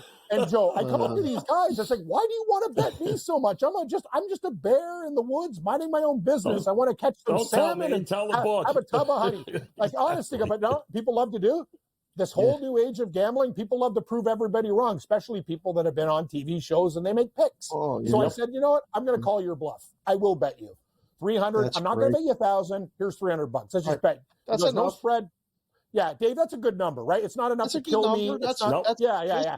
I go, why 1,000? Yes. You're going to cross paths at the old age home. You don't need enemies. Today. I even called Cardano. We haven't talked to him. Just say, how you doing? How are things? Because we haven't talked in months. And I'm just like, this is what happens to me today when I go just for a friendly trip, a grocery run. I got to deal with this. But you know what? The guy kept on banging at me. So I'm like, I'm going to do it. And listen.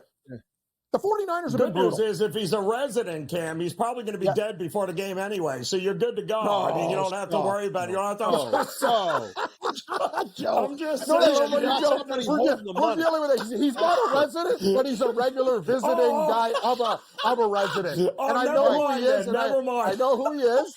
I know where he lives. And I know the situation. I'm not going to give money. And you know what? The thing is, the best is, why don't you just, I love people who do this. Why don't you just give me 300? How about we find an independent party and he holds our $600? Are you kidding me? I'm just like, God, dude, you think it's my first rodeo? No, you're going to steal my $300 and never going to see you again. I can't believe what people are trying to fleece me. I got enough problems in life. But I'm going to tell you this. I think, all the time. Oh, Dave, it's unbelievable. What is this guy doing? Cam, we asked Taylor this earlier, and I'll ask you, which loss was worse? Because people that are Lions fans and people that are Raven fans or people that bet them both are feeling that emotion today. Which loss was worse in your eyes? The Ravens being the 1 seed at home with, Super Bowl bound plans to come to Vegas and play for the Super Bowl, or the Lions who played a perfect first half, up 24-7 on the road, dream season, Cinderella, whatever you want to call it, and them just completely melting in the second half. Which one's worse for you? What a question, Dave. And I'm going to say it's almost a pick 'em, kind of like the Super Bowl. But I'm going to say Baltimore for the fact that if we go back in that game, that fumble at the half-yard line, you get one more yard more in. You get a touchdown instead of throwing into triple coverage, you win. If I told you that Kansas City was going to score 7, I was on the under in the game. It was the only smart bet. That's the only winning bet I had. All my props got murdered. I had the under. If you were going to tell me that Kansas City scores 17 points, I'm like, well, Baltimore probably won 23-17, 21-17, 26-17, 28-17, something along those lines, okay? So the fact that they left all those points 3 times inside the red zone and got 3 points, that's an issue to me. And I really wanted to be down with Lamar, and I really wanted this thing to happen. And then Gazoo came back and told me, listen, dumb, you're betting against Patrick Mahomes, and the line steams to 4.5 like an absolute stooge. But I believe I drank the Kool-Aid like everybody else. But I'm telling you, Baltimore's defense, it was shocking because they looked like a different team. Their defense, Kansas City, Travis Kelce had anything he wanted in that game. And that was shocking. As for San Francisco, I would say that against Green Bay, they showed holes. And they showed holes again against Detroit in the first half of that game. Big time. But now we got 2 weeks to solve the problem. Kansas City is such a damn good team. But you know what, guys? Everybody remembers what they saw last. I really believe the extra week is going to benefit San Francisco. I know Tooney's out for Kansas City and Gay was out. But I'm going to say this. Purdy is going to be way better. They're going to come up with some schemes. And remember, this team with Jimmy Garoppolo should have beat Kansas City in that Super Bowl before the meltdown. And I think Kittle's going to have a bounce-back game, opposite to what happened in the championship game. And right now, the fact that people smashed Kansas City at plus 2.5, and now it's 1 for San Francisco, I'm in. And maybe I'm an idiot. Insanity. The same thing, doing the same thing, and expecting different results, betting against Kansas City. But I'm telling you, I think San Francisco, because they've played so poorly in these 2 games and 1, I revert back to the NCAA championship and Virginia. They should have lost every single game and won that championship game when they played Texas Tech in the final. Auburn had them on the rope. Oregon had them on the ropes. There was 3 games, 4 games. I was like, I can't believe these guys are still there. And I won. I had futures on these guys. And I'm like, I am so damn lucky for the first time. And I'm going to tell you, San Francisco hanging on by the skin of their teeth and winning. I think actually, now this is the time I'm on the Niners, guys. And I'm on Ottawa live plus 102 overtime. Nashville. That's all I really. Small night tonight, but I got to tell you, like a bear, a guy, a hunter in the woods, clipped me with an arrow. I'm not dead yet, but I'm bleeding profusely, and I need to find a cave and regroup. Thank God for the bye week. Well, you still got a little breather there. Okay, we got plenty. I don't know, Joe. I got to be here. honest with you. I'm not these guys betting $20 parlays either. I got smashed this week. I'm not going to lie. It's been very difficult. I told my girlfriend, "Are you winning on online blackjack? I could use a few. Keep winning." Yeah, can you donate? Can you donate over in this? My goodness, oh, it's ridiculous here. You got. I got to ask you though here, Cam. You got one game coming tonight: Sixers, Blazers. You can make it all back in one shot here. There you go. If you're back in Portland, because I don't think anybody's playing for the 76ers tonight. Nope. I'm going to tell you that game when I was on with Kaufman on the weekend, I told him, he's like, I'm betting Denver. I go, the best bet in basketball is when the stars out bet, other teams cover. I will take, you know what? I'm almost scared. So Embiid is he's playing tonight? Playing or not playing? No, he's out. Embiid's out. And Maxey is out. I'll take Philadelphia. I want the stars to be out. It's the best thing that ever happened. Oh, he wants them to be out. I couldn't care less. Ottawa just won. Oh my God! I found a loose fish in the creek. I am back. I'm going to take it to the cave, and we are going to regroup next week. And I'm going to be back full strength, and we're going to get some winners. Let's go. See what I'm saying? Small play. What I'm saying. Because I'm getting. If not, we're going to have to go play cards at the old folks' home. Always a pleasure, Cam. You're right, Good Joe. luck here tonight. We got to fleece the seniors.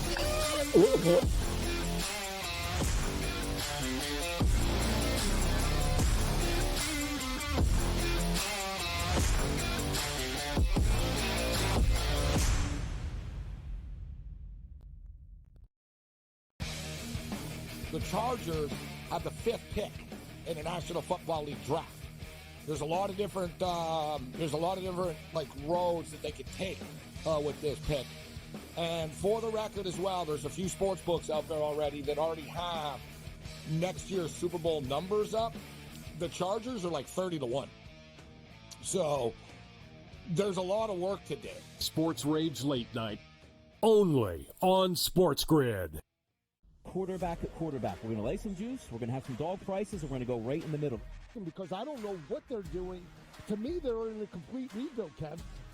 Go run. That's where overbackers on this 51.5 shot. So right now, he's a little bit more over money, but it's hovering right around. The winner of this game will be the division I don't care if they win, because all we care about is the money, baby. The money. Pro football today.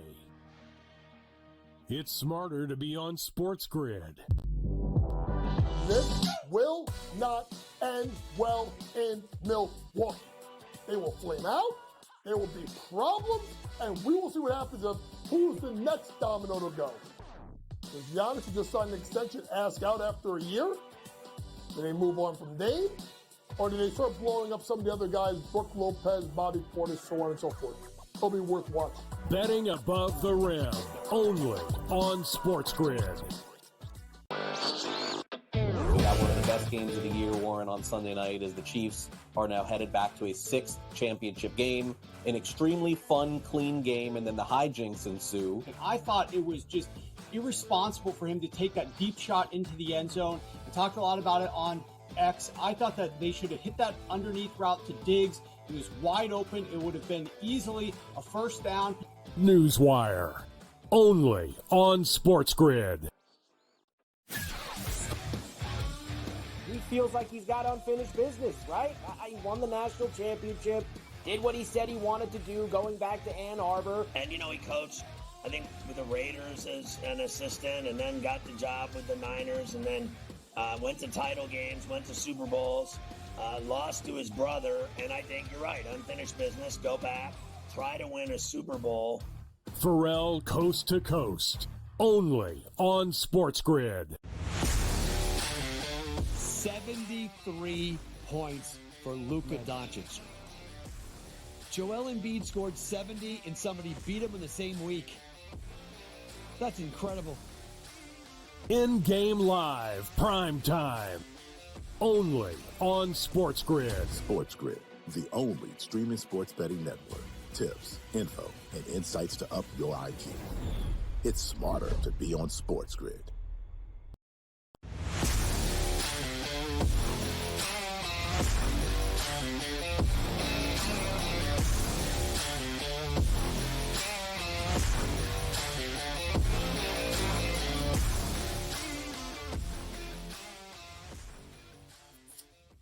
All right, welcome back in-game live, primetime, wrapping it up here. You've got Gabe Morency, Cam Stewart coming up in the top. Joe Raineri alongside Dave Sharapan. 33-25 at the break. Dave, number 4, Houston, taking it to Texas. Actually, the worst shooting half so far this year for the University of Texas. What did I say? Houston first half. Prince money. Printed money again here. Yep. Again. No Embiid and no Maxey tonight. Tobias Harris is in. I got to bet Portland. I can call me crazy here. How do I not take the – what's it down to, you said? 5.5? 5 or 5.5. The number was when we started the show 2 hours ago. We bet the number of Taylor mentions, both Mathis and Swift, would be over. And the line was 9 or 9.5, and now it's down to 5 or 5.5. You can't, in your right mind, take the Trailblazers now. You're too late to the party. Way. You missed the number. You can't do it. So it's Sixers or nothing. Wow. The Celtics won by 6, so the Pelicans covered that late number, 9.5. So Celtics win, don't cover. The Lakers are still not playing defense, Joe. That's a big no. They're getting blown out. You want to talk about, if you didn't bet it, you got to feel like you missed out on something, because that was, I don't want to say easy money, but it's 116-96. They're down 20 with 7.5 minutes to go. So I don't know. We'll talk more later this week, but I can't believe that you told them to tell a guy to go do the bets. Like, Joe, I want you coming to the window. I want you at the window, Raineri. No, nobody's got time for that. I am all about circulating them, spreading the wealth. That's all. Put people to work. That's what I'm all about here. Can't get you up always from the a pleasure. table. Listen, I'd have given the money to Cam, except we probably never seen it again. Guys, best of luck with your plays. We'll talk to you again on Thursday. Good luck.